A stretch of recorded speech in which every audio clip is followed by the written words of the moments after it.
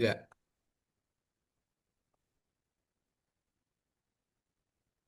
Selamat siang, teman-teman semua, Bapak dosen, dan juga rekan-rekan semuanya. Pada hari ini, kami dari kelompok 14 akan mempresentasikan dari tugas besar kami, yaitu yang berjudul Dana Raya Parahyangan, Perancangan Moda Transportasi dan Wisata Apung di Waduk Kota Baru Parahyangan. Nah, jadi untuk lokasi tempat observasi kami, tugas besar ini ya tentu di Kota Baru Parahyangan.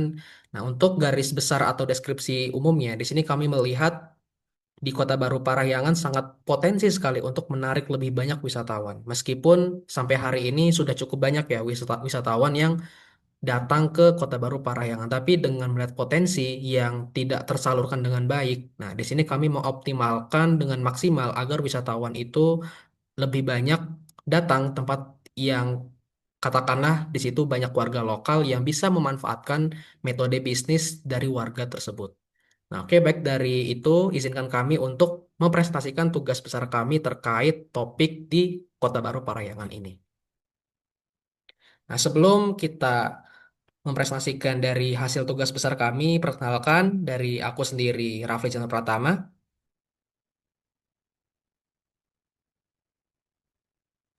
Oke, baik. Nama saya Tazkiatul Unsa. Saya Happy Dua Aprilia. Saya Rianti Rahmawati.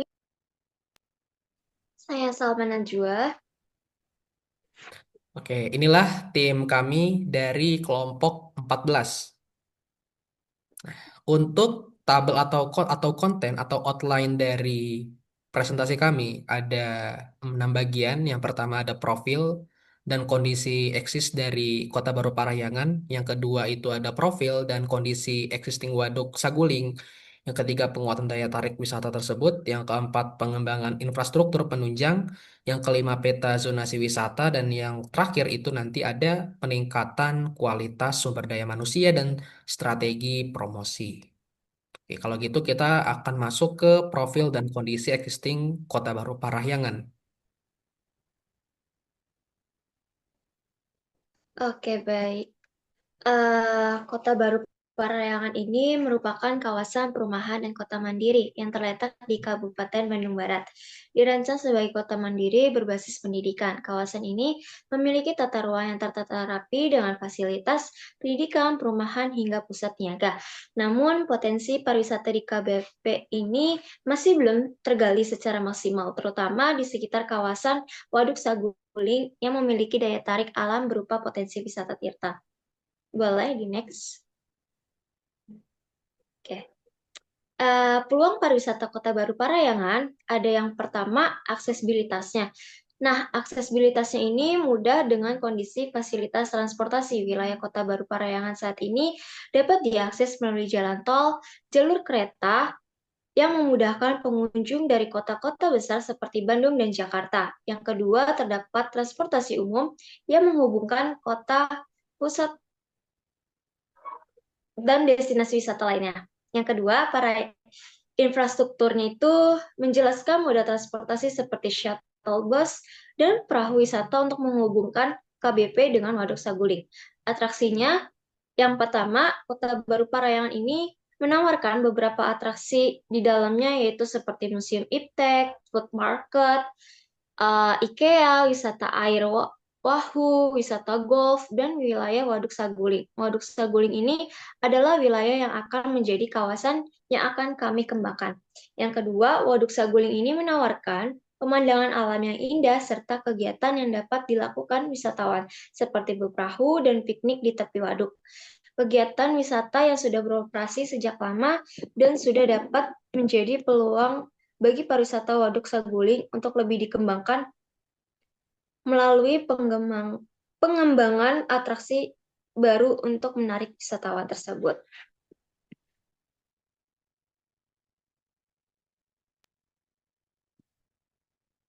Sebelum masuk ke pembahasan pengembangan wisata Waduk di Saguling, kita bahas sedikit informasi mengenai profil dan kondisi existing Waduk Saguling. Nah, Waduk Saguling ini berlokasi di Kabupaten Bandung Barat, Jawa Barat, dan berada pada ketinggian 643 meter di atas permukaan laut. Waduk ini selesai dibangun pada Januari 1985 dan diresmikan pada Februari 1985 dengan luas mencapai 53 km persegi dan volume hingga 970 juta meter kubik. Tetapi dalam perencanaan pariwisata ini, Waduk Saguling yang akan dikembangkan berada di Desa Cikande, Kecamatan Batu Jajar, Kabupaten Bandung Barat, yang dapat diakses melalui Kota Baru Parahyangan. Waduk Saguling ini mempunyai fungsi utama sebagai sumber pembangkit listrik tenaga air, namun saat ini selain itu juga dimanfaatkan oleh masyarakat untuk membangun karamba jaring apung dan aktivitas industri seperti pariwisata dan floating restop.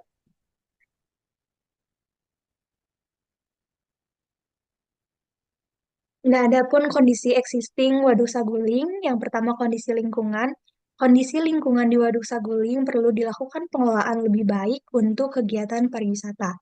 Kondisi tempat parkir belum tertata, kemudian tidak adanya tempat sampah di area wisata, penataan zonasi penggunaan ruang juga belum maksimal, seperti lokasi tambak yang dekat dengan tempat makan sehingga dapat menimbulkan bau.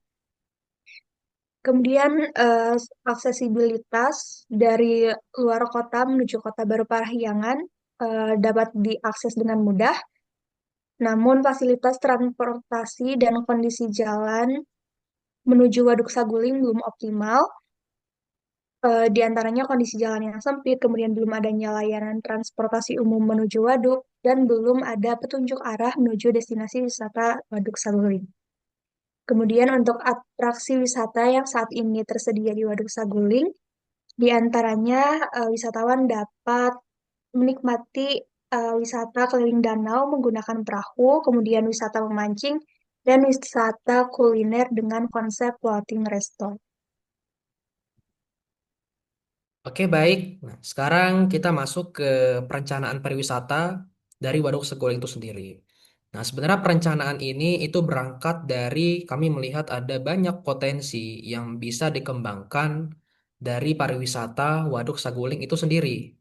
Nah, beberapa minggu yang lalu kami kelompok 14 sempat observasi langsung ke Kota Baru Parahyangan dan juga khususnya ke Waduk Saguling.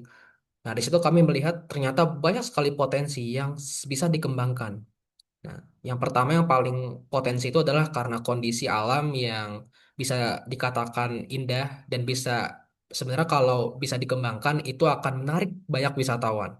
Nah, tapi karena ada beberapa faktor yang menghambat seperti transportasi yang tidak ada, nah maka di situ hampir sedikit atau bahkan rata-rata hanya belasan tiap minggu wisatawan datang ke Waduk Saguling. Nah, maka dari itu, nah, di sini sebenarnya ada beberapa potensi ya, tapi karena kami melihat dari sisi realistis, di sini kami hanya mengambil 4 perencanaan atau potensi yang akan kami kembangkan di Waduk Saguling. Nah, yang pertama itu ada floating market. Nah, floating market, nah itu artinya ya pasar yang sedang mengambang. Nah, artinya itu pasar yang mengambang di perahu-perahu di perairan. Nah, sebenarnya konsep floating market ini sudah ada seperti di Provinsi Kalimantan. Nah, kalau di benua ada di benua Eropa dan terbukti dari segi estetika ini sangat menarik. Nah, maka dari itu karena di Waduk Saguling itu terdapat daerah perairan yang sangat luas, itu bisa kita maksimalkan, bisa kita gunakan itu sebagai tempat pasar tapi menggunakan versi jualan atau membeli jajan di perahu-perahu yang ada di daerah perairan waduk itu sendiri. Nah, jadi nanti kalau misal ada wisatawan yang ingin membeli makanan, yang ingin membeli jajan, atau yang membeli oleh-oleh, nah nanti di situ ada beberapa penjual dari warga lokal yang menjual di atas perahu. Nah, di sini wisatawan tidak hanya mendapatkan kesan bagaimana rasanya naik perahu, tapi juga merasakan kesan bagaimana rasanya membeli di atas perairan Waduk Saguling yang kesannya sangat indah. Nah, maka dari itu floating market adalah salah satu potensi yang kami usulkan dan bisa berpotensi besar dalam pariwisata.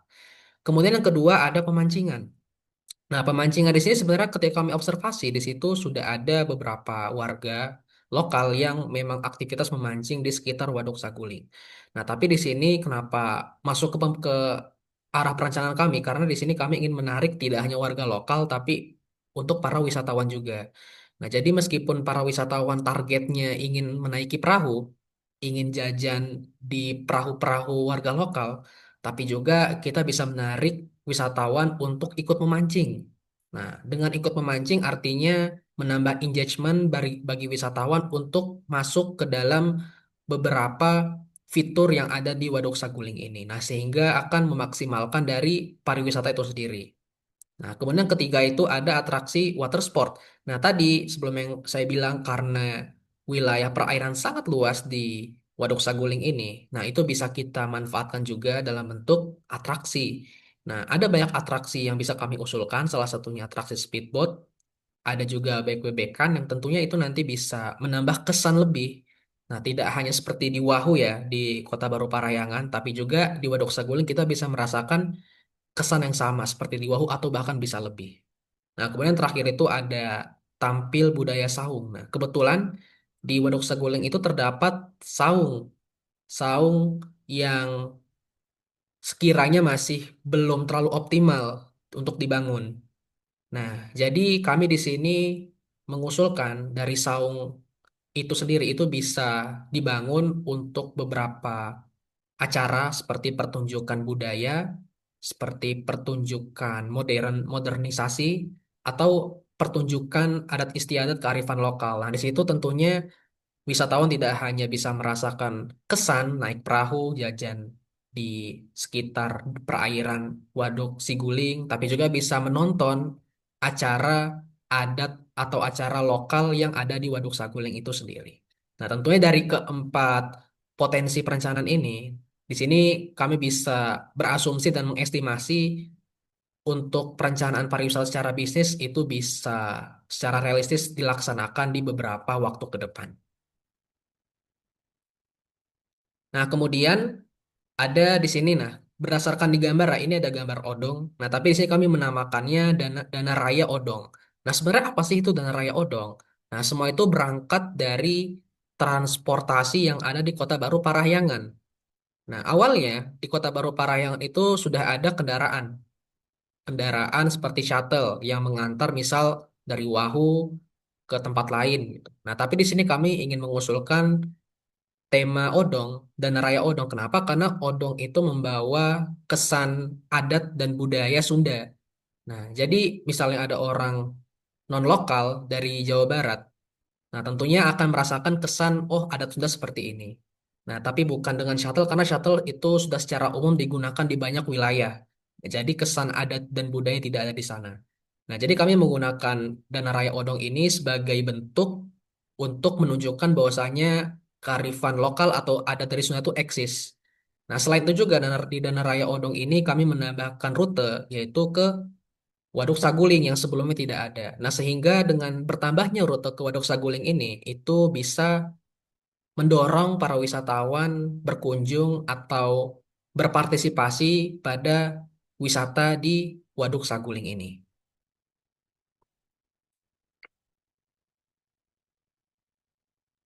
Oke, baik. Kita lanjutkan yaitu peta Dana Raya Apung. Nah, peta yang ditampilkan ini merupakan peta zonasi wisata dari destinasi wisata Dana Raya Apung yang terletak di Waduk Saguling ini.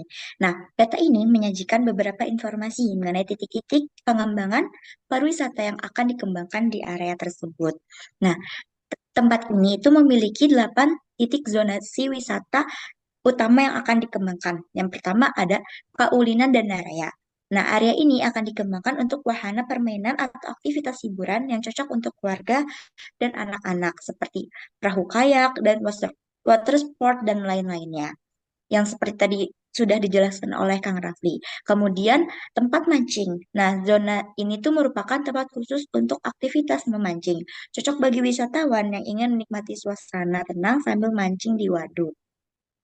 Selanjutnya ada halte Danaraya Odong. Nah, halte ini merupakan halte yang menjadi titik pemberhentian Odong yang membawa wisatawan ke Danaraya Apung. Selanjutnya ada tiketing. Tempat tiket ini merupakan titik pembelian tiket masuk dan tiket wahana-wahana yang ada di Dana Raya Apung tersebut. Selanjutnya ada parkiran. Parkiran ini merupakan area parkir kendaraan wisatawan yang membawa kendaraan merupakan fasilitas dasar yang penting untuk menunjang aksesibilitas.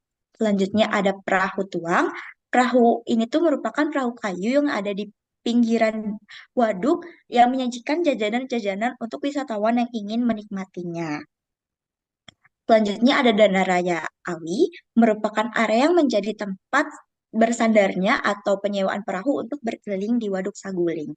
Yang terakhir adalah Rasa Parahyangan, yang merupakan area utama yang akan dikembangkan menjadi tempat makan, kafe atau restoran yang menyajikan kuliner khas Parahyangan atau tempat relaksasi dan juga terdapat wisata budaya di dalamnya, seperti penampilan angklung dan seni Sunda lainnya.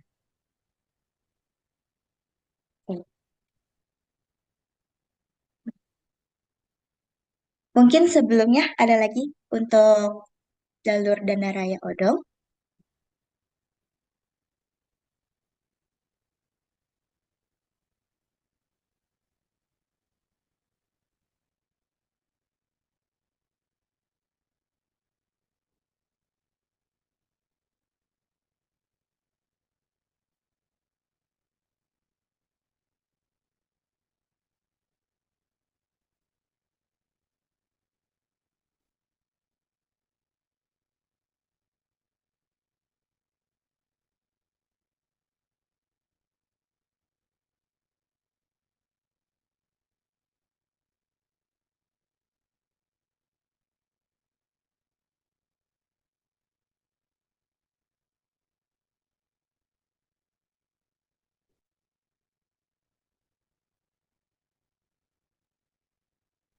Oke, baik.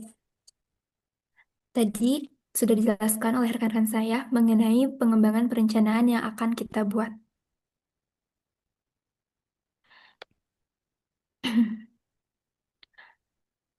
Dalam proyek Dana Raya Parahyangan, tidak hanya penting berfokus pada pengembangan infrastruktur atau pengembangan aksesibilitas, namun penting juga bagi kita untuk mengingat bahwa inti dari keberhasilan pariwisata bukan hanya pada apa yang dibangun, tapi siapa yang menjalankannya. Oleh karena itu, kami menaruh perhatian besar kepada peningkatan kualitas sumber daya manusia, khususnya masyarakat lokal. Karena sumber daya manusia adalah ujung tombak keberlanjutan dalam pengembangan wisata. Pengembangan dana raya Parahyangan tidak hanya berfokus pada pembangunan fisik, tetapi juga pada manusia di baliknya. Oleh karena itu, kami melakukan dua pendekatan utama, yaitu dengan melakukan pelatihan khusus dan pelibatan masyarakat lokal. Yang pertama yaitu dengan memberikan pelatihan. Pelatihan diberikan secara terarah untuk meningkatkan kompetensi masyarakat lokal dalam berbagai bidang. Antara lain, yang pertama yaitu operasional transportasi air, yaitu dengan melatih masyarakat agar mampu mengelola dan mengoperasikan perahu wisata. Yang kedua yaitu manajemen wisata dan pelayanan prima, agar masyarakat mampu memberikan pengalaman terbaik bagi wisatawan. Yang ketiga yaitu edukasi lingkungan, pentingnya untuk menjaga keberlanjutan kawasan. Yang keempat, yaitu dengan bahasa asing dan budaya pelayanan sebagai modal komunikasi dan citra keramahan masyarakat lokal. Nah, selain pelatihan, masyarakat lokal juga nantinya akan dilibatkan secara aktif dalam pengelolaan dan pengembangan wisata melalui beberapa peran strategis seperti tour guide wisata apung, perahu, pelatihan pengendaraan perahu, pelatihan UMKM di kawasan wisata, penyediaan homestay lokal, dan tim edukasi kawasan. Dengan peran ini, masyarakat tidak hanya menjadi penonton, tetapi juga akan menjadi bagian dari aktor utama pembangunan wisata. Dengan peningkatan sumber daya manusia dan pelibatan masyarakat lokal, tidak hanya akan membangun kawasan wisata, tetapi juga akan membangun masa depan bagi masyarakat itu sendiri dan pemberdayaan dan berdaya saing. Boleh di next slide? Oke, selanjutnya adalah strategi promosi. Sebagus apapun sebuah destinasi wisata dirancang, jika tidak dipromosikan dengan strategi yang tepat, maka tidak akan sampai ke eh, publik. Karena itu, strategi promosi menjadi kunci utama dalam memperkenalkan Dana Raya Parahyangan kepada masyarakat luas. Strategi yang kami rancang tidak hanya berfokus pada promosi biasa, tetapi juga dengan membangun koneksi kepada wisatawan, baik lokal maupun harapannya bisa membangun koneksi kepada masyarakat atau wisatawan internasional juga.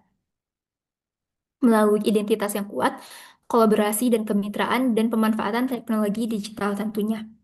Langkah pertama dalam membentuk identitas yang kuat yaitu dengan menggunakan logo, nama, dan tagline, bukan hanya simbol, tapi mencerminkan nilai dan daya tarik utama kawasan, yaitu inovasi dan keindahan alam. Misalnya, jika kita ingin dikenal sebagai destinasi alam yang modern, maka branding kita juga harus konsisten menunjukkan sisi itu, baik dari desain logo, warna, visual, maupun gaya komunikasinya.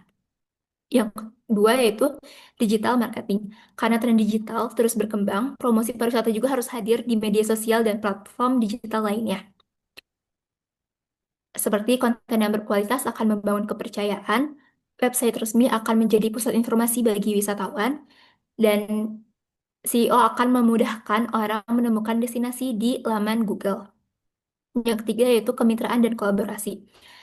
Strategi promosi yang hebat tidak dikerjakan sendirian. Kita juga perlu menggandeng seperti influencer, blogger, agen wisata, bahkan media lokal agar pesan kita menyebar atau media promosi kita menyebar dan lebih terpercaya oleh wisatawan.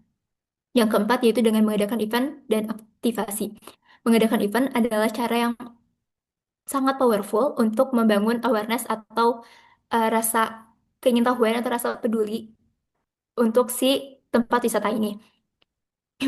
Selain memperkenalkan potensi wisata, event juga akan menciptakan pengalaman yang melekat di benak pengunjung atau wisatawan. Misalnya festival danau itu akan memancing antusiasme masyarakat, adanya buzzer UMKM itu akan menggerakkan perekonomian lokal, dan event edukasi lingkungan itu akan menguatkan nilai-nilai uh, peduli terhadap lingkungan. Yang kelima yaitu promosi dan paket wisata. Promo adalah daya tarik awal yang membuat orang tertarik untuk mencoba dan penasaran terhadap si suatu produk tersebut. Maka kami menyusun paket wisata tematik dan memberikan promo khusus saat launching. Contohnya kayak diskon 15% untuk paket wisata naik perahu atau wisata tematik lainnya yang ada di Dana Raya Project ini selama bulan pembukaan. Oke.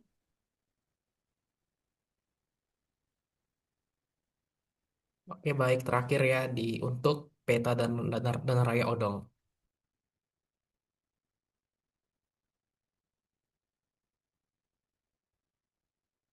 Oke, baik. Yang terakhir merupakan jalur dari Danaraya Odong.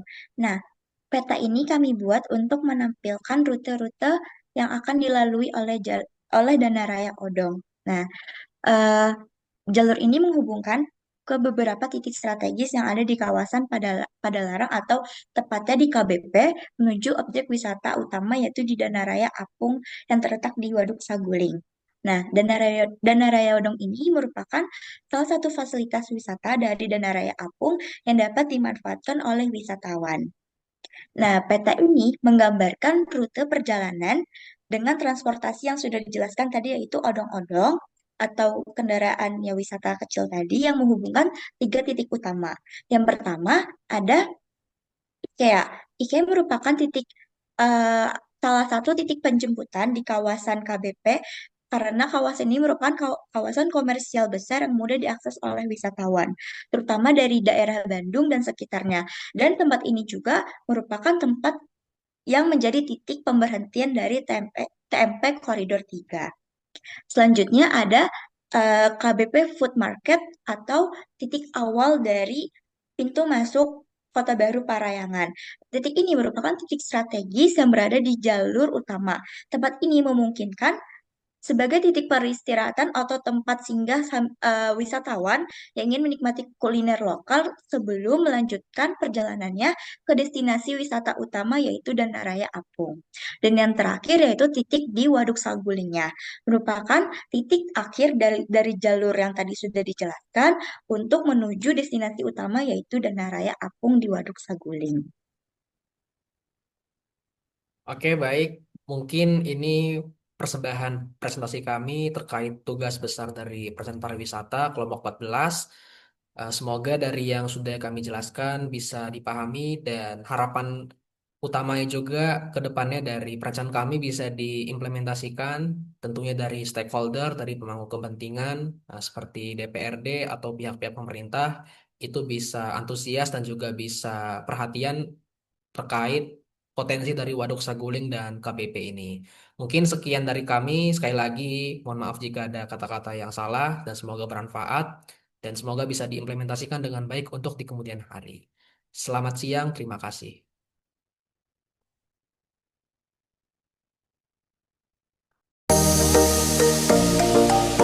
Halo semuanya, selamat siang. Kita sekarang lagi di mana? Di Waduk Saguling. Oke, jadi hari ini kita bakal ngapain? Kita bakal observasi ya. Observasi di danau. Namanya tadi danau apa? Danau Saguling. Danau Saguling. Nah, jadi hari ini kita bakal naik perahu. Nah, perahu bersama AA di sini. Oke, Di sini kita mau lihat potensi wisata yang ada di Danau Saguling ini. betul. Jadi tunggu ya sampai nanti. Dadah. Yes.